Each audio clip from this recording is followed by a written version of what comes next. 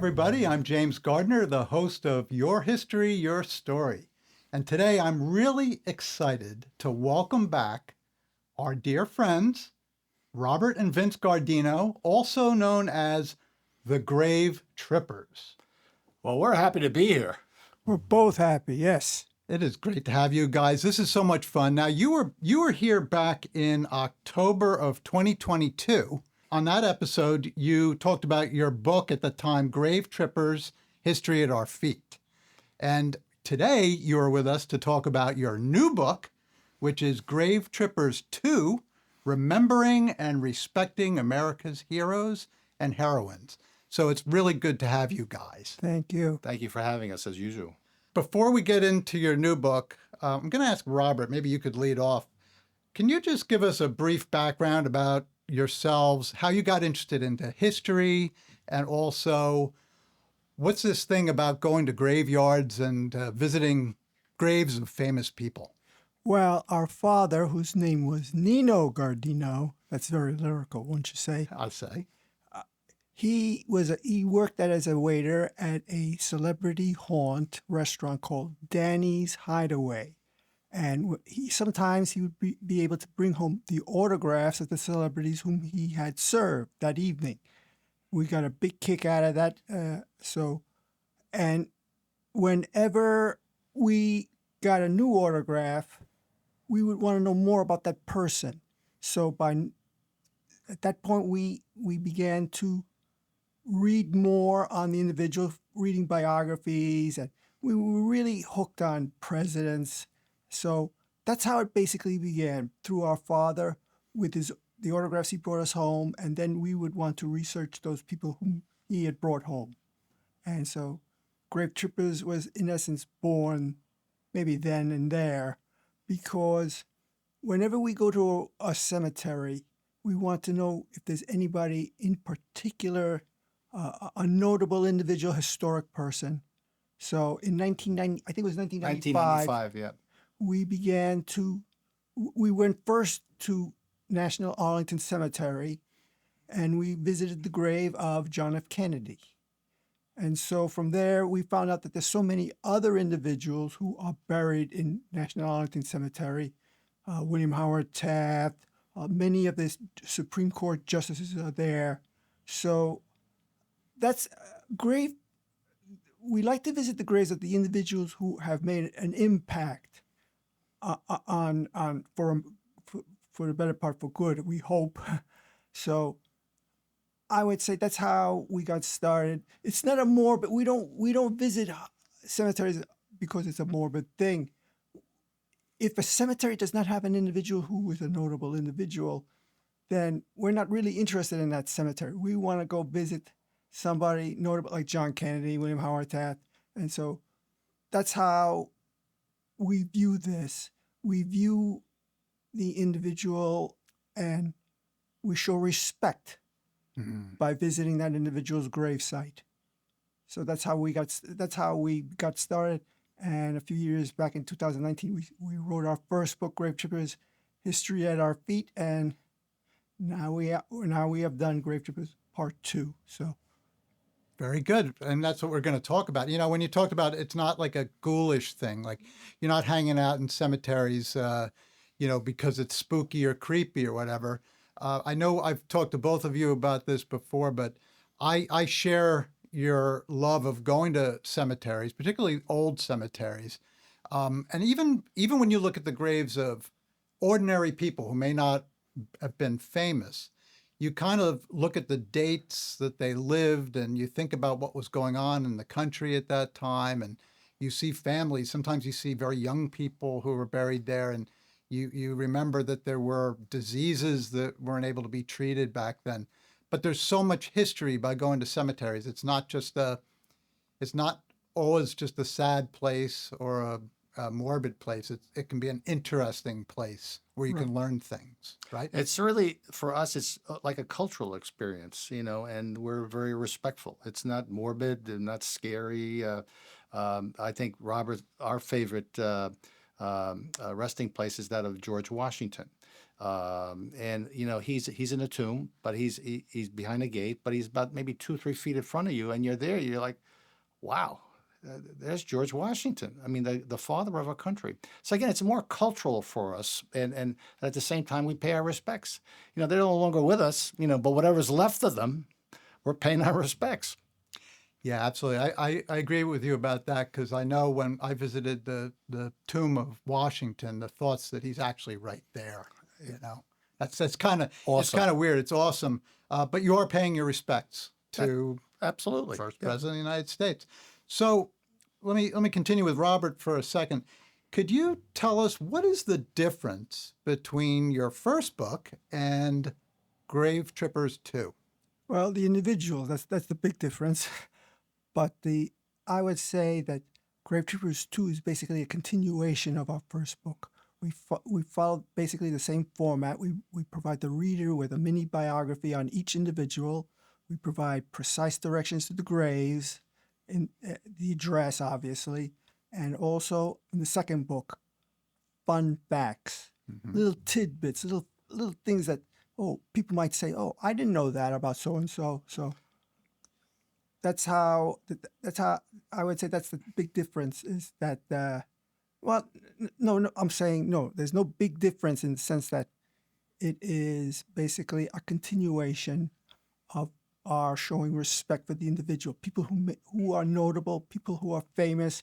Some people are obscure, but each one made a positive contribution, we believe, and we are passionate about this, Vincent and I.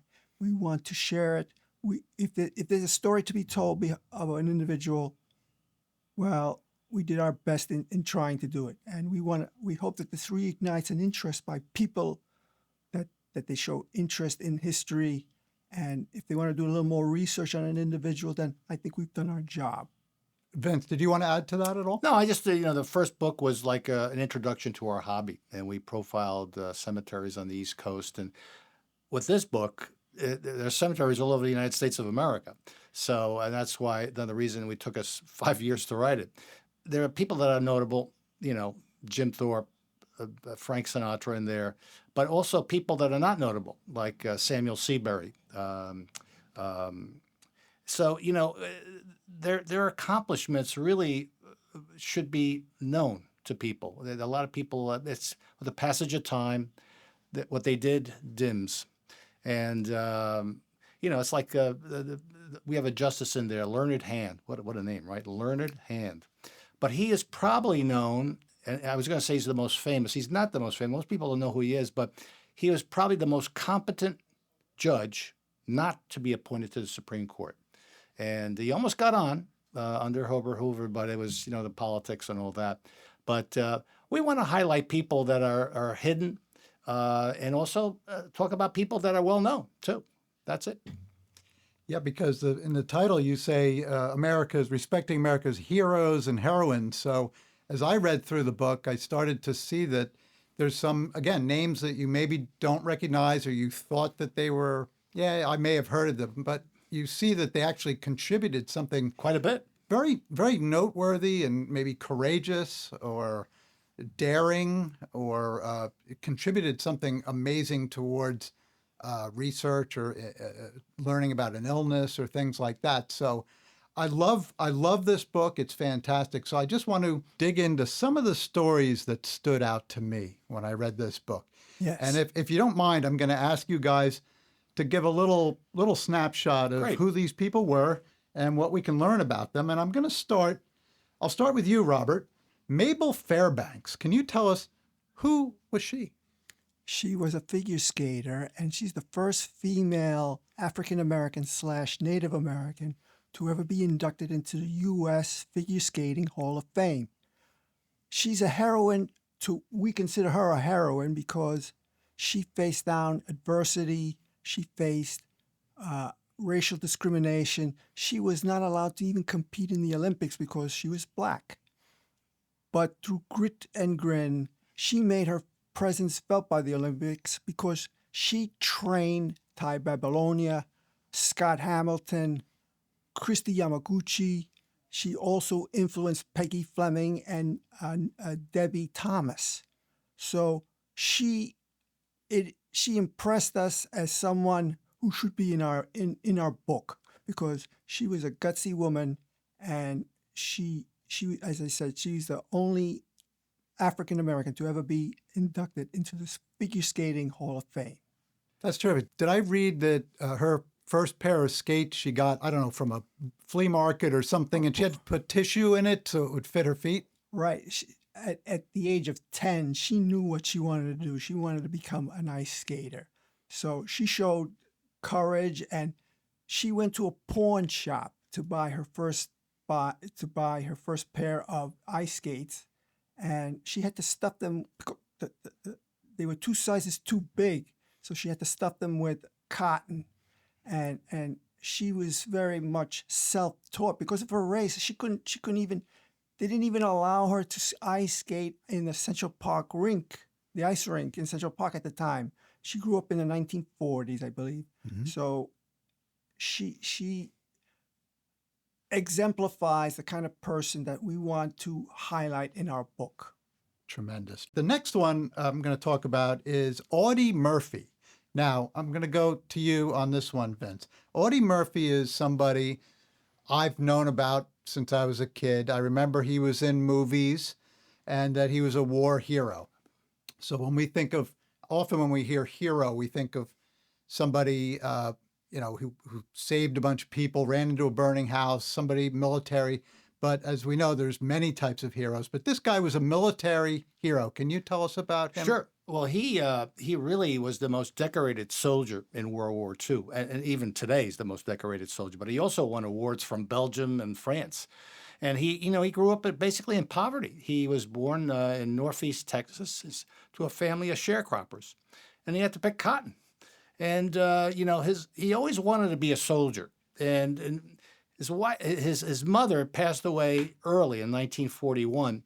And he never got over it. He just never got over it the rest of his life. But in 1942, he became a soldier, and he was shipped out to Morocco.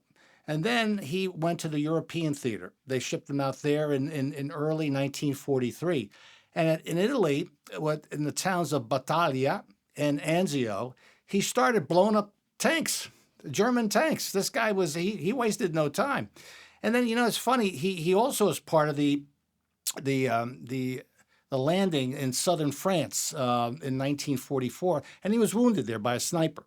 But he won the Congressional Medal of Honor for a feat that I think is, mind-boggling. In the town, I hope I get this right, Hohenwitz, whatever, in Germany. It's a very difficult name to pronounce. Hohenwitz. Anyway, this was in January 1945. He got on top of a burning German tank and single-handedly held at bay an entire German company of soldiers. He killed or wounded 50. He only stopped when he ran out of gas. In terms of ammunition, he ran out of ammunition, and then he was wounded. He was wounded in that melee, but he refused to leave his troops until his wounds were healed. And for that, he was awarded the Congressional Medal of Honor, and I dare say, deservedly so. He, after the war, he retired with a rank of major, and he enlisted in the Texas National Guard, where he was made a captain, and he trained new recruits. And then he also he was interested in acting and got in acting, and his acting career stemmed from 1948 to 1969. He did over 40 movies and 1 television series, but the most successful movie that he did was based on his best-selling book, To Hell and Back. That got him the most kudos. He unfortunately perished in a plane crash near Roanoke, Virginia, and due to poor visibility, poor climate conditions in the mountainside. And, it's kind of an interesting fact. We had his grave is unusual in a couple of respects. First of all, it's probably the easiest one to find in Arlington because it's right behind the amphitheater where the guard is, and also within sight of the mast of the USS Maine. But he's in a corner not all by himself. He's in a row, but he's the first one on the side, and it's kind of chained off. But the thing I noticed, and it was brought to my attention, and we mentioned in the book, but way back when in the first book, I had been talking to the superintendent of Arlington at the time, and I was trying to tell him that General Sickles was a Medal of Honor when he's a goldie. All the Medal of Honor, well, not all of them, have gold leaf on their tombstones. And he said to me, no. Audie Murphy, he doesn't have gold leaf. I said, I said, you're right. I said, I know exactly where Audie Murphy is. He doesn't have gold leaf. I said, why? The family requested it. And the family requested he have no gold leaf based on Audie's request to them. That was one of his wishes. But it's just incredible. And he suffered from post-traumatic syndrome. He did. He had violent episodes where he threatened his wife, and it's something. And you can only imagine what he went through. Blowing up tanks, shooting people, and amazing that he lived to tell the tale. I also remember that he was a little guy. Yes. And he was You're underweight and yes. things like that. I wouldn't call him scrawny, but not that far. I wouldn't have called him any names for sure. He was a tough guy, but it was very tragic. I remember when his plane went down.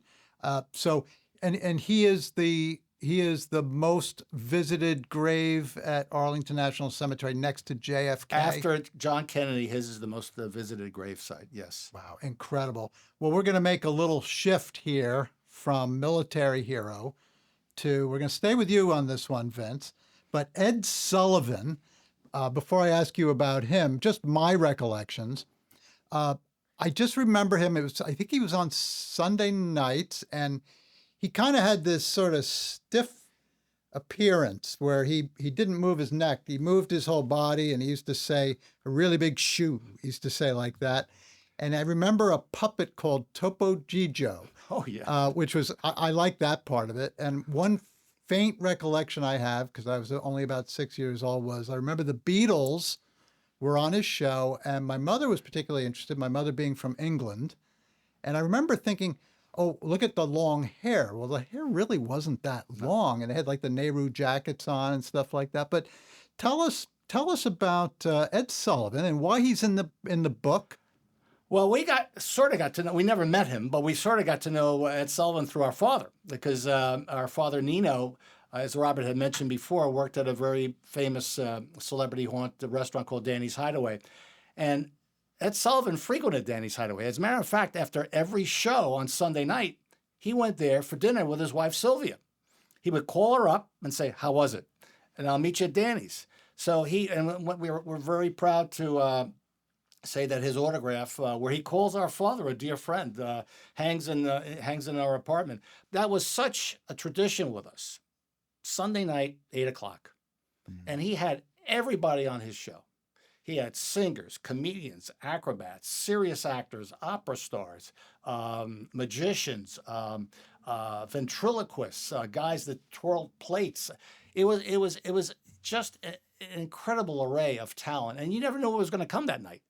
But he really, we selected him as a hero because he was very kind to fellow entertainers, and he also was I don't want to say pioneer, but he stood up and fought for the rights of minority performers, big time. And I'll get into that in a second. But he was born in Harlem, grew up in Port Chester, and after he graduated from college, he started knocking around different newspapers, writing columns. He was a newspaper man to begin with. And he got his big break in 1929 when he was hired by the New York Daily News. And the New York Daily News gave him a column that he titled Little Old New York, that he kept all the way to his death. It was initially a gossip column, very popular, and that led to a national radio show.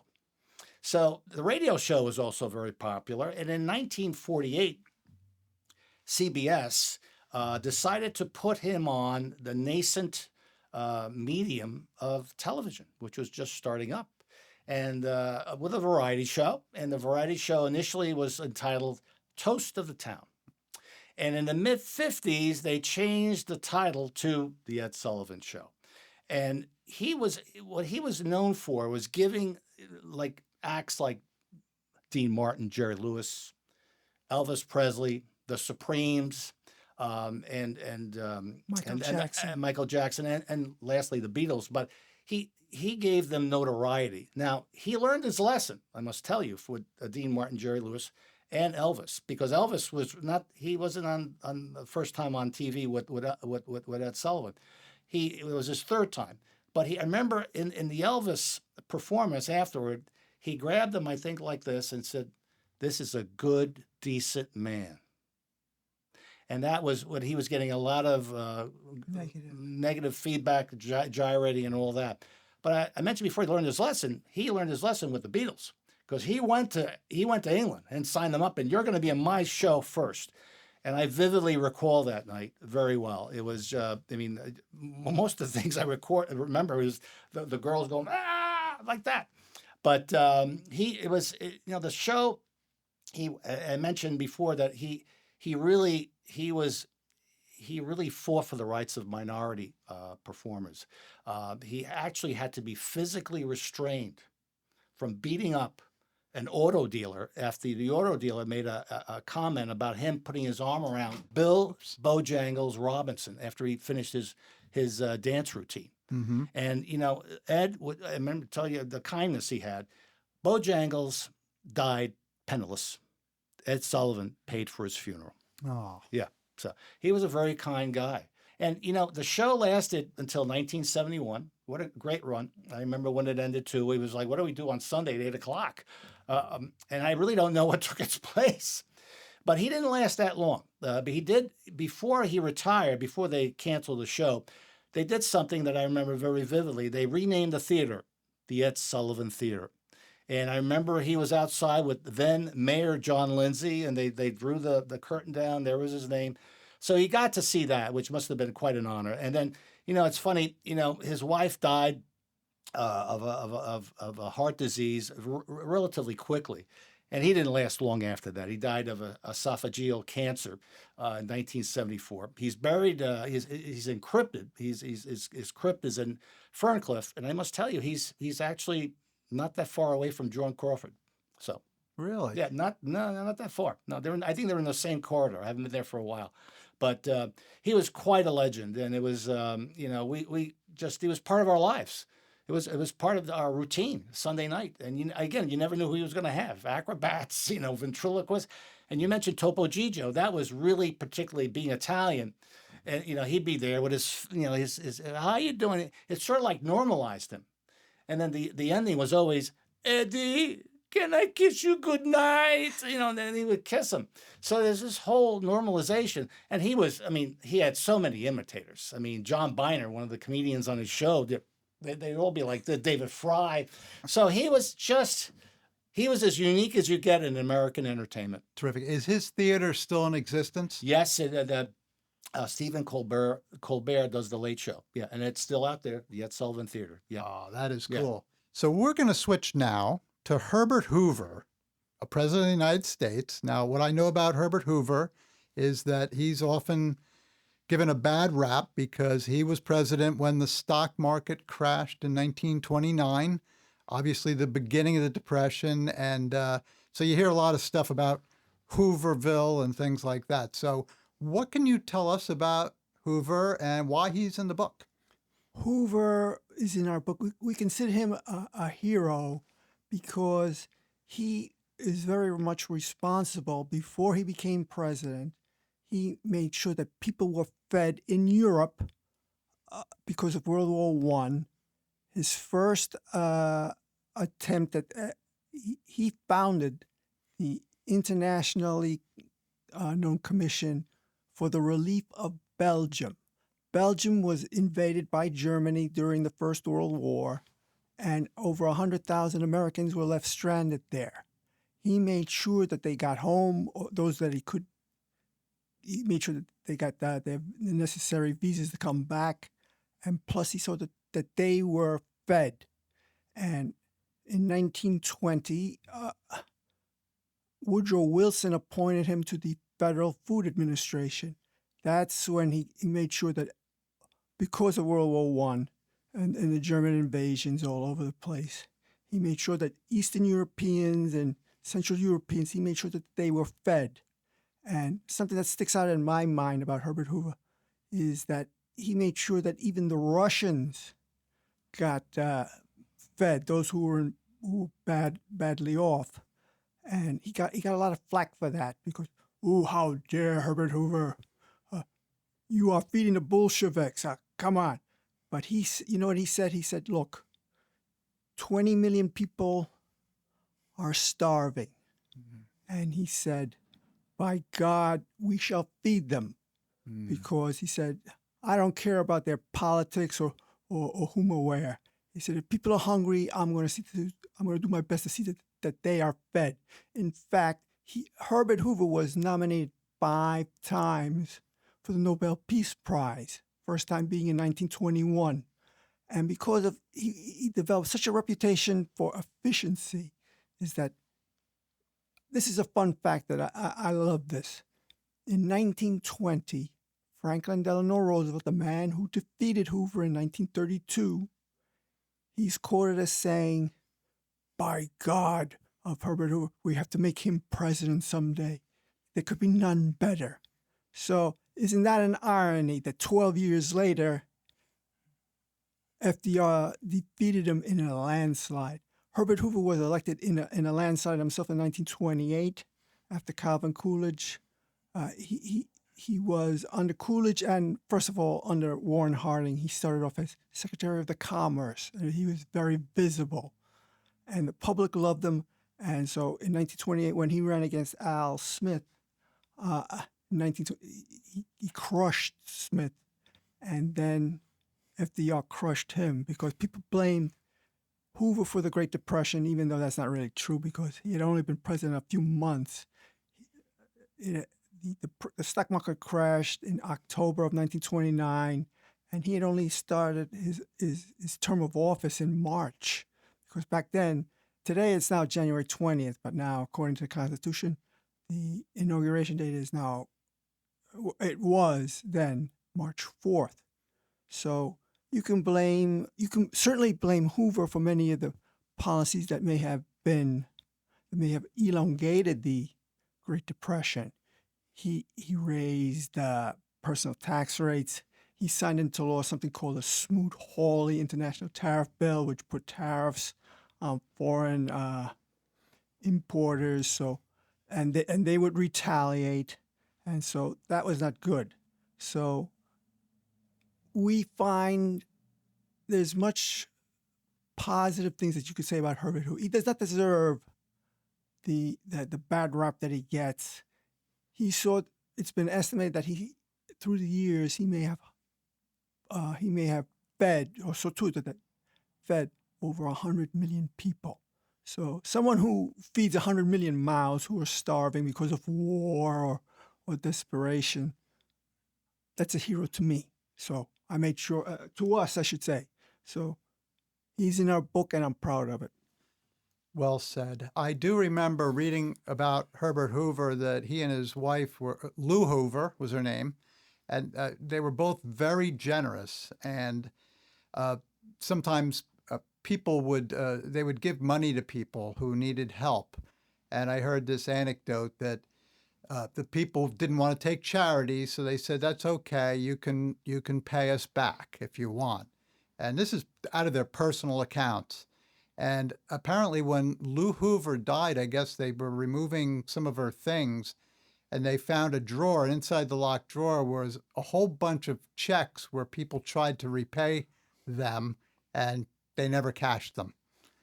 So that was the generosity of their heart. They were also, both, I think they were both Stanford graduates. And, yes. He was a mining engineer, so a brilliant guy. But that's interesting that he's in the book because it makes a lot of sense. He fed a lot of people, and he got flack for some of it. So it makes him a hero, right? Yes, we thoroughly agree. Yes. So let's go to Vince now. We're gonna go up in space now. Boom. Okay.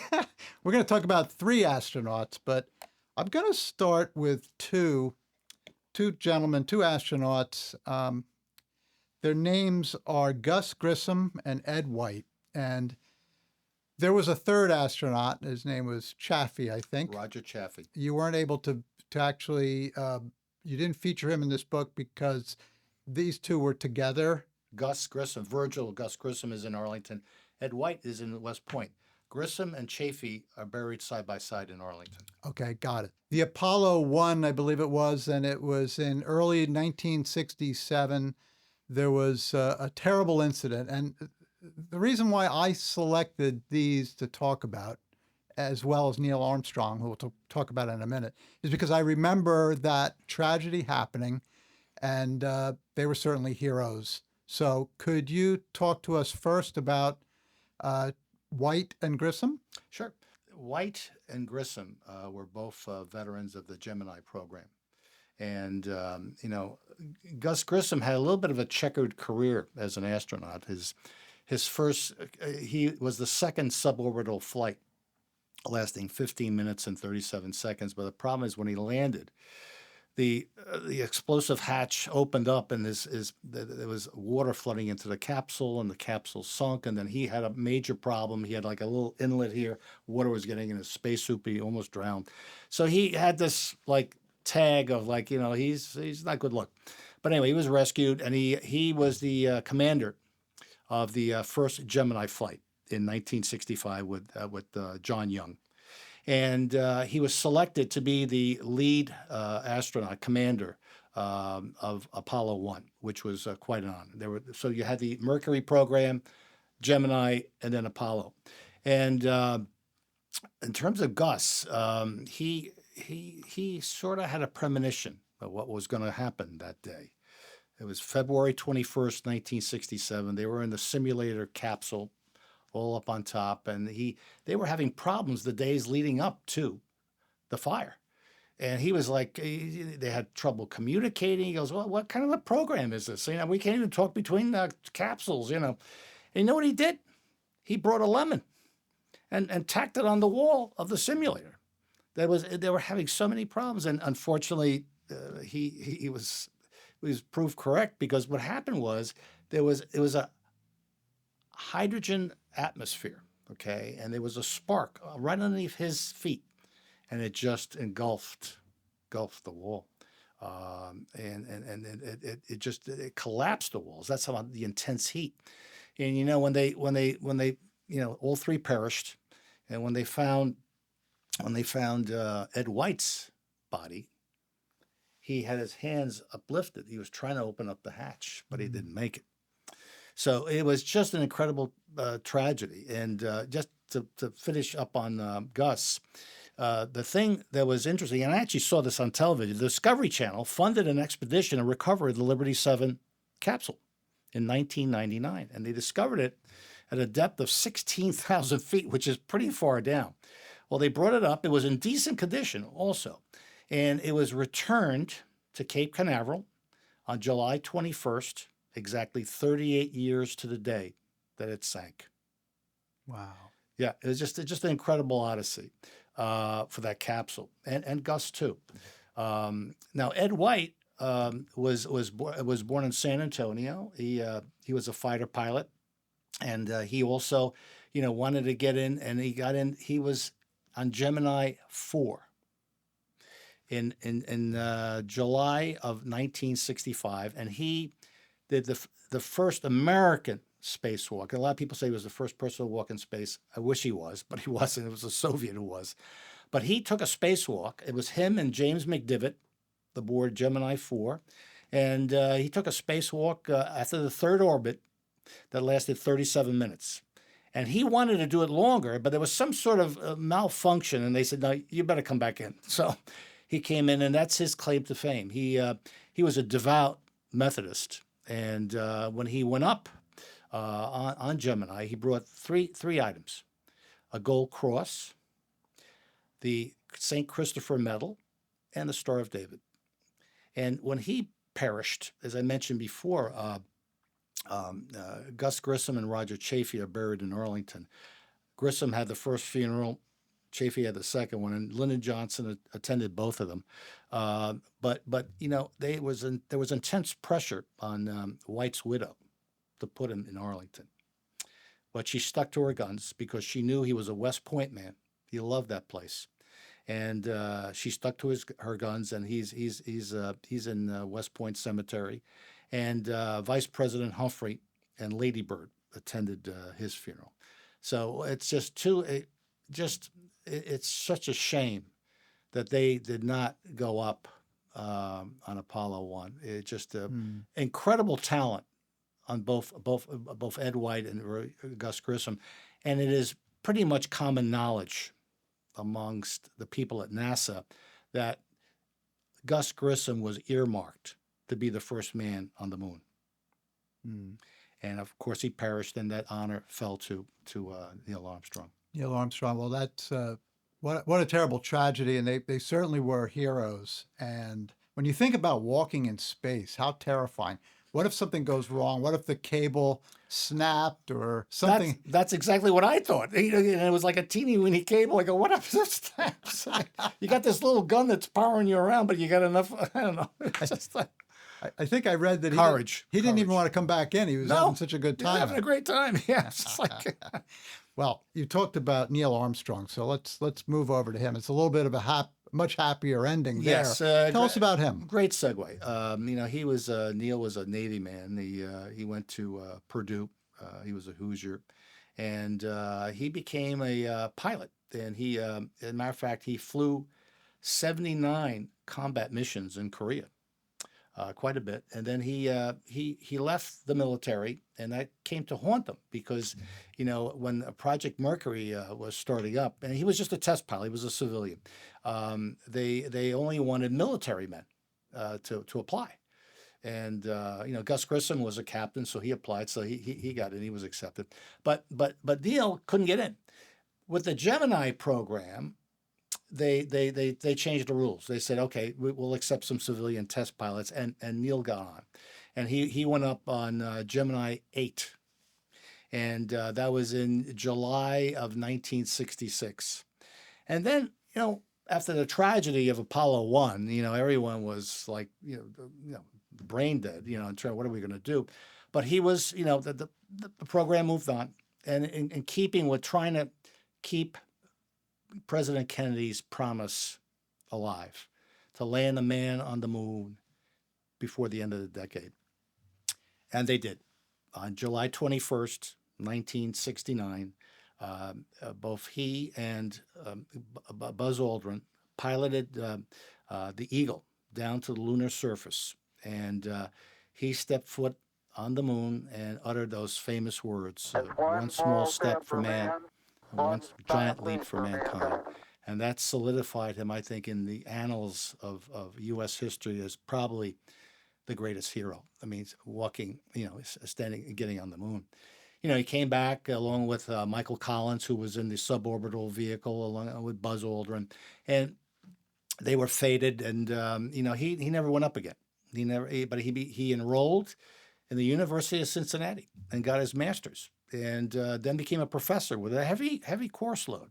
And he also became a spokesperson for Chrysler and General Tire. And then, unfortunately, he had a tragic ending, I think. In 2012, he had cardiac bypass surgery. And initially, he was doing really well. He was doing well. Then all of a sudden, he took a turn for the worse, and he died on August 25th. The family, Neil's family, sued for malpractice because what they said was the nurses disconnected 2 wires leading to his pacemaker, which caused internal bleeding and caused him to perish. They settled for $6 million. But with his funeral, you would think he would have a state funeral, but that's like sort of a layup. But his wife did not opt for that because, again, as with Audie Murphy, you have to respect the wishes of the people. And Neil had said, I don't want anything fancy. I don't want a state funeral. She opted for a very small ceremony, and his cremated ashes were distributed in the Atlantic Ocean by her on the USS Philippine Sea. And he gone too soon. Let's put it that way with him. But he actually, an interesting, we're talking about autographs before. I have all these people's autographs, I'm proud to say. And when I got Neil Armstrong's autograph that I wrote away to him, it just came back Neil Armstrong. I was like, oh, he didn't put down to Vince. Best wishes. Well, I later learned that was really a good thing because, he stopped signing autographs in 1993 because everyone was selling them. I don't sell them. I keep them. It's really a treasure. But after he passed away, there was this is incredible, intense interest in all signed artifacts. And I found out that if he had inscribed it to someone, it diminishes greatly the value. So if he had put down to Vincent, best wishes, Neil, it would have gone for like $3,000 or $4,000. What I have is 10,000 and up. Yeah, so I was like, okay, I can live with that. So, another story about him in terms of this is kind of interesting. His barber of 20 years sold his hair to a collector for $3,000, and Neil went a little crazy, a little. Yeah. And he wanted to sue him, and they settled out of court, and the barber said, I'll donate the $3,000 to charity. So that assuaged Neil, and that went away. So That is an interesting story. So I remember watching that moon landing and what a thrill it was. I was, I think, 11 years old. And I remember that Buzz Aldrin, the second man on the moon, was from Montclair, New Jersey. all right. Right near us. So he's a local hero. And I always remembered thinking how scary it must have been once they got back in the LEM. I think they called it the LEM at the time, the Eagle. Yes. It was the LEM. And that had to then take off from the moon and then rehook up with the rest of this, where Collins was piloting. You're talking about computer technology from the 1960s.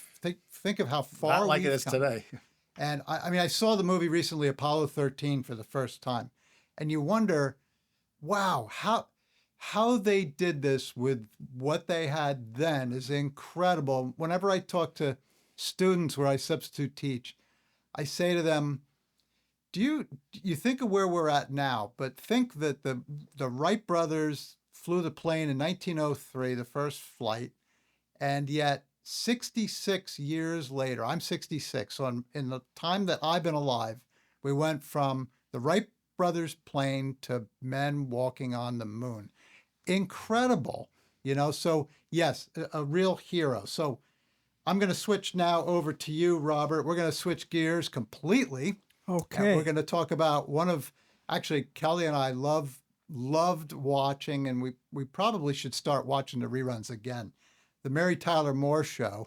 And Mary Tyler Moore was just one of our favorites because the shows were hysterical.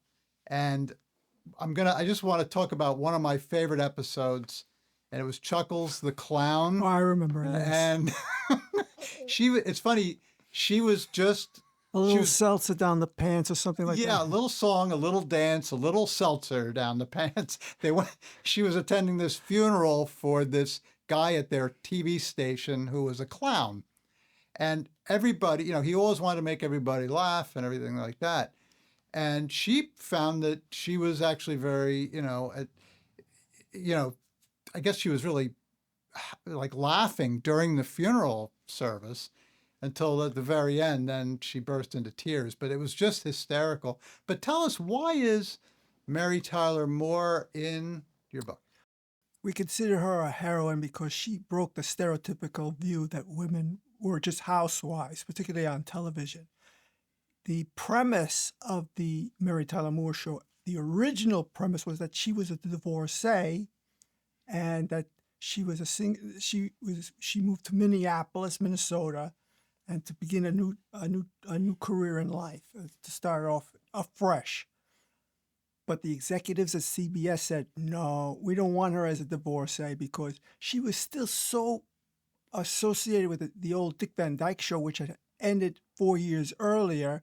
People were going to think, the CBS executives were afraid people would think that, my God, Laura Petrie just divorced Rob Petrie. Oh my God, that would have killed it right away. So and they agreed. Mary Tyler Moore and her then husband Grant Tinker, who was a CBS production guy. So she broke the mold of women being just known as being thought of as housewives. She played in the comedy role, obviously, but she played a woman who was independent.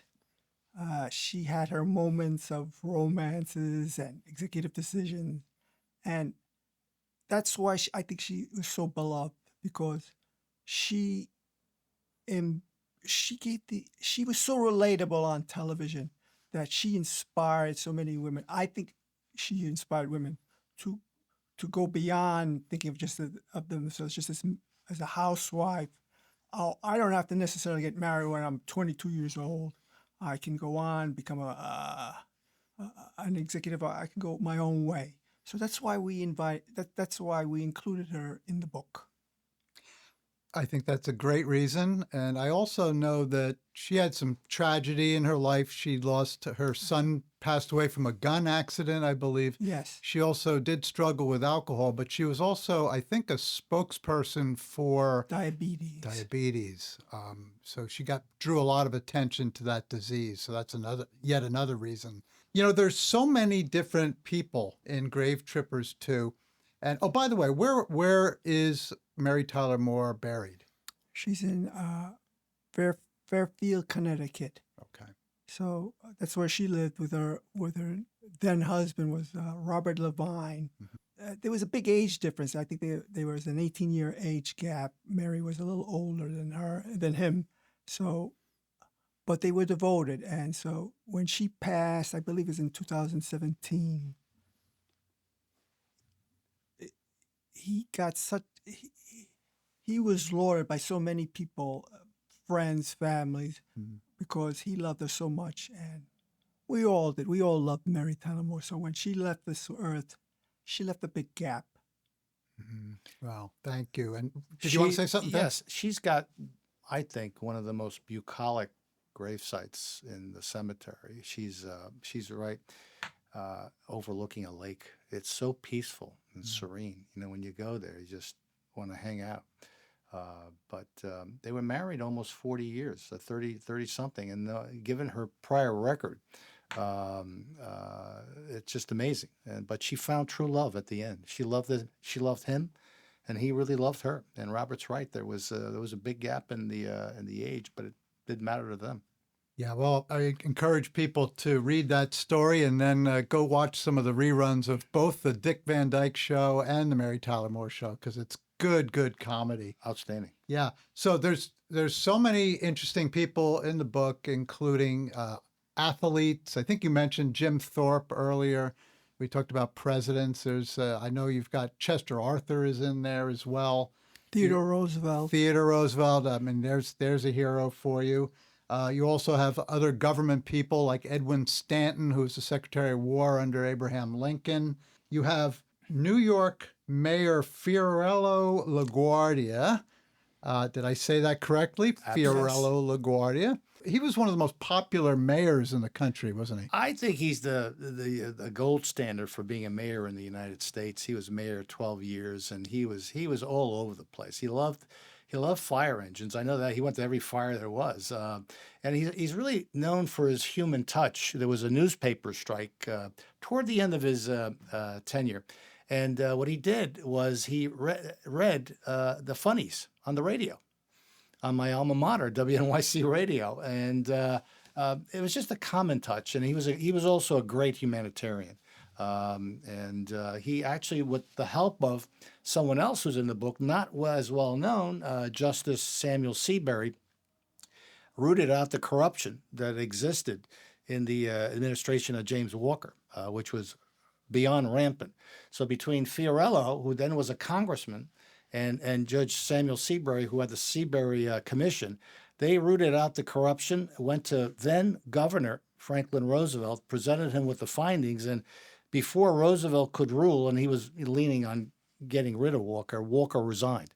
So they're really responsible for clean government in the 1930s. Fiorello is very well known. Samuel Seabury, not so well known. I remember reading a lot about LaGuardia. And where is he buried, actually? Woodlawn Cemetery. Okay. Okay. That'd be one to see. I'd really like to go see his grave. And then there's two more, actually, I wanted to talk about briefly. Amelia Earhart.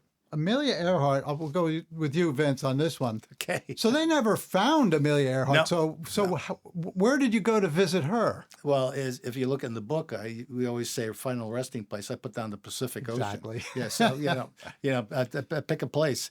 It's this enduring mystery, and I hope they do find her. Actually, the remnants of the plane. There are a lot of theories of what happened. That they went to another island, they were held captive, and all this.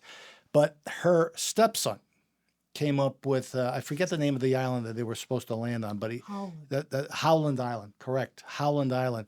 The stepson said, you know what? They just ran out of gas when they went down. It's as simple as that. Sometimes the simple things are the ones that people just can't accept. But that was a tragedy too. She was not even 40 years old, 39 years old, and she was without a doubt America's heroine at that point in time. Definitely. I know in the elementary school where I substitute teach that a lot of the kids know about her because they have a series of books about different heroes and people in American history, and they know about Amelia Earhart. So perhaps someday soon they will find out the true mystery. But one more. This is for you, Robert. Okay. Okay, you ready? Yeah. Harry Houdini. How do you know he was in the tomb? Well, he was a great escape artist, but he wasn't that great. I mean, Yeah. he was the most popular, most well-known magician, escape artist in American history. His real name was Eric Weiss, and the name Harry came from, Houdini came from a French magician whose name was Robert Houdin. So he just added an I, and I think Harry was just a nickname that he had given, that was given to him years before.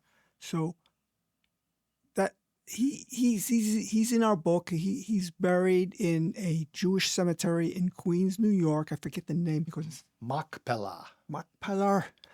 And his wife, who was Catholic, Harry was Jewish. They are in separate cemeteries because when he died in 1926, he went to Machpelah in Queens. But when she passed away, I think 13 years later, her family refused to have her buried in a Jewish cemetery. So she's somewhere up Gate of Heaven. Gate of Heaven in upstate New York, in Westchester.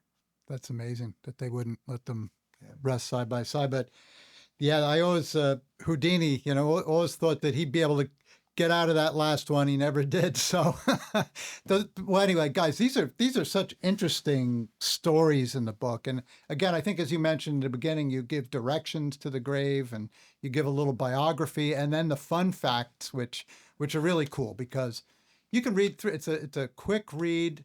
And you can learn so much as we have just from the few that you've selected. There's so many more. Vince, how can people get a copy of your new book? Very easy. You go on Amazon.com or BNN.com, and you could order them online. So they're actually, we're getting a favorable response already for the second book, so we're keeping our fingers crossed. We don't make any money on the book. As with the first book, Robert and I decided that all royalties from any Grave Tripper book go to the scholarship fund, which we established for my late wife, Ginny, at her alma mater, a small women's college, Stevens College in Columbia, Missouri. So, but we're very gratified so far about the response to the second book, because a lot of people always have doubts about a sequel. But we had Robert and I did a lot of hard work, and so far the reviews are good, and we got a lot of 5-star reviews on Amazon with the first book, and we're hoping to continue it with the second. Excellent. This has been really a lot of fun. I want to really thank both of you so much for coming back on the show. And I highly recommend Grave Trippers 2 remembering and respecting America's heroes and heroines. And of course, if the people do not have your first book, which is Grave Trippers, History at Our Feet, they got to really look for that as well. So thank you both for being on our show. Our pleasure. It's our extreme pleasure. Thank you. And keep up the grave tripping, will you? We will try, yes. We'll think about it. Terrific. Thank you for joining us today. You can find us on all major streaming channels, and you can follow us on our YouTube channel. You can also find us on Instagram and Facebook. So in the meantime, have a great day, and remember, keep telling your story.